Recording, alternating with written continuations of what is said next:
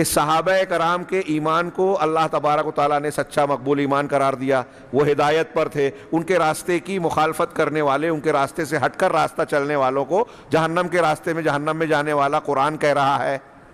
اب بتائیے کہ جو عقیدہ صحابہ کا نہیں ہے اگر ہم وہ اختیار کریں،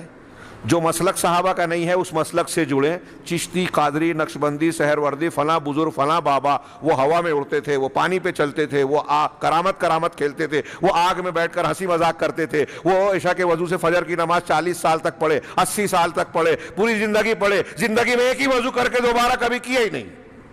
مان لیا۔ ان کے پیچھے چلنا ہمارے پاس کوئی دلیل ہے کہ ہم اس کے پیچھے چلیں گے؟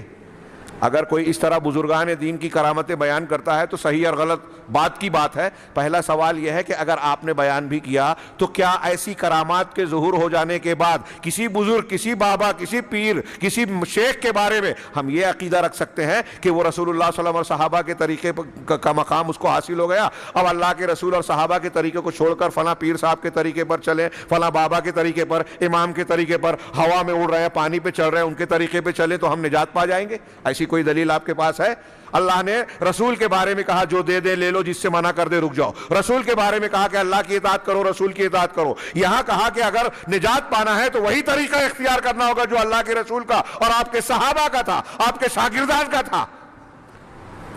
اب اس طریقے سے ہٹانے کے لیے فلاں بابا، فلاں امام کی شان تو ایسی تھی، وہ ہوا میں اڑتے تھے، وہ کرامت کھیلتے تھے۔ ہندوستان پاکستان کا یہ موڈ مزاج ہے،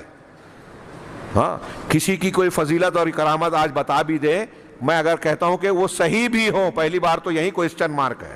کہ جو بیان کیا جاتا ہے وہ کیسی ہیں، اس میں سے بہت سی ایسی ہیں جو من گھڑت ہیں، قرآن و حدیث کے مضمون کے خلاف ہیں۔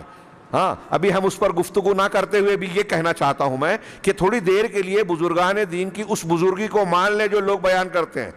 لیکن کوئی بھی دنیا کا بڑے سے بڑا بزرگ اللہ کے نبی صلی اللہ علیہ وسلم کی حیثیت، مقام، منصب نہیں حاصل کر سکتا۔ ارے ان بزرگوں کی بات چھوڑیے، آپ نے تو صاف صاف فرما دیا کہ اگر موسیٰ بھی زندہ ہوتے تو میری اتباع کے بغیر چارہ کار نہیں ہوتا۔